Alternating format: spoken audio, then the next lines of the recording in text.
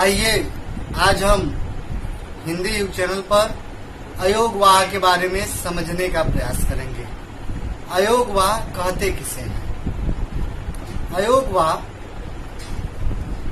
अंग और अह यह न स्वर है और न व्यंजन है, इन्हें ही हम अयोगवाह कहते हैं।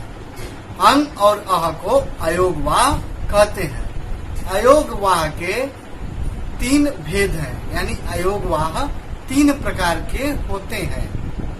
कौन कौन से?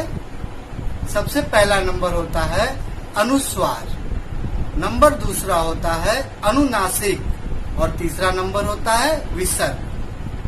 तो अंग और अह यह दो ही हुए, लेकिन इसके भेद तीन हैं। तो आइए समझते हैं कि तीन भेद जो हैं वो कौन कौन से हैं। पहला हमने आपको बताया अनुस्वार, दूसरा अनुनासिक और तीसरा विसर्ग। अनुस्वार क्या होता है? अनुस्वार वे वर्ण होते हैं जिनका उच्चारण करने के समय हवा जो है वह केवल नाक से निकलती है, यानी जिनका उच्चारण करने के समय जब हम जिनका उच्चारण करते हैं तो हमें बस नाक का सहारा लेना पड़ता है।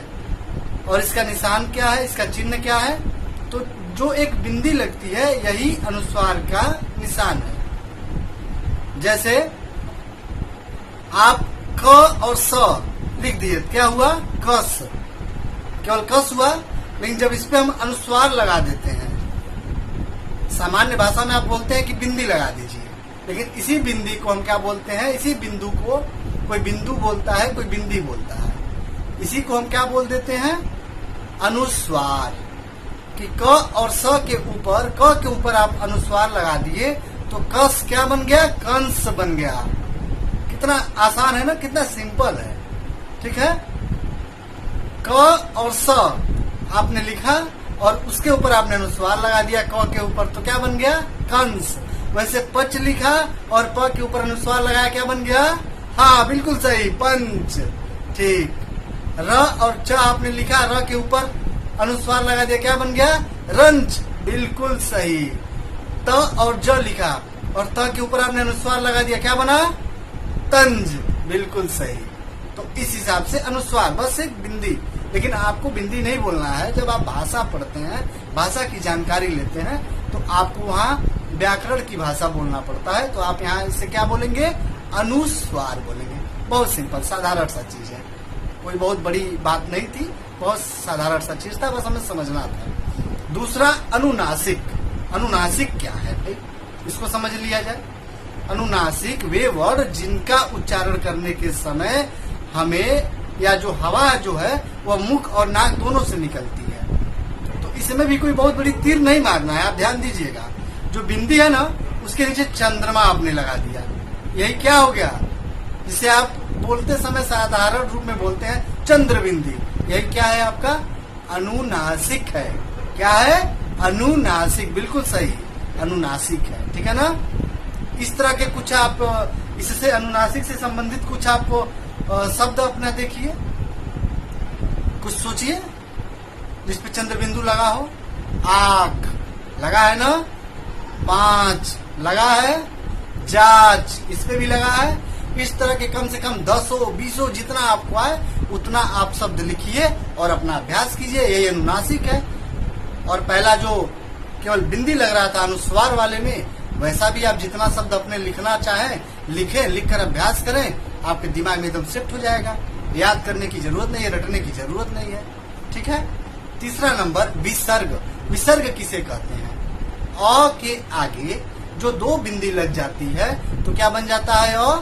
अह बन जाता है। अ के आगे जब हम दो बिंदी लगा देते हैं तो क्या बन जाता है? अह बन जाता है। और यही जो दो बिंदी है इसे ही हम क्या बोलते हैं? विसर्ग। तो अब आप कभी भी बोलेंगे तो अगर कहीं बोलचाल के भाषा में बोलना है, पढ़ने के बारे में बोलना है, किसी को समझा रहे हैं, तो आप यह नहीं कहिएगा दो बिंदी लगाइए, आप क्या बोलेंगे? विसर्ग लगाइए।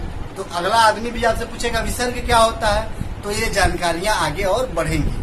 क्योंकि ये सारी चीजें हमें तब पढ़ाई जाती हैं जब हम काफी छोटे क्लास में होते हैं, और उस समय हम पढ़ाई को बहुत ज्यादा ध्यान नहीं हम लोग देते हैं। आज के समय तो ज्यादा दिया जा रहा है, पहले के समय में इतना नहीं ध्यान दिया जाता था। तो इसलिए जानकारियों का आदान प्रदान हो एक पीढ़ी से दूसरे पीढ़ी में, और यही हमारा उद्देश्य भी है। ठीक है, तो विसर्ग अब आप बोलेंगे। अब आप दो बिंदी नहीं बोलेंगे, क्या बोलेंगे? विसर्ग। तो विसर्ग किसे कहते हैं? वही जो दो बिंदी है, अ के आगे जो दो बिंदी लगती है, तो अहा हो गया। और इनका प्रयोग या यह अधिक से अधिक कहां से आए हैं? तो संस्कृत शब्द में, संस्कृत भाषा में अधिकतम प्रयोग इनका मिलता है तत्सम शब्दों में। अब यहाँ प्रश्न बनता है तत्सम और तद्भव, इसके लिए आपको नेक्स्ट वीडियो में हम बताएंगे तत्सम और तद्भव के बारे में। अभी आप देखेंगे कि इसके कुछ उदाहरण देख लीजिए, जैसे प्रातः। अच्छा, इसको बोलने के समय आपके कंठ से ह का आवाज निकलता है, थोड़ा सा ह का थोड़ा सा अंश निकलेगा, ठीक है ना? प्रातः, स्वतः, ठीक है ना? इस तरह की चीजें इसमें आती हैं।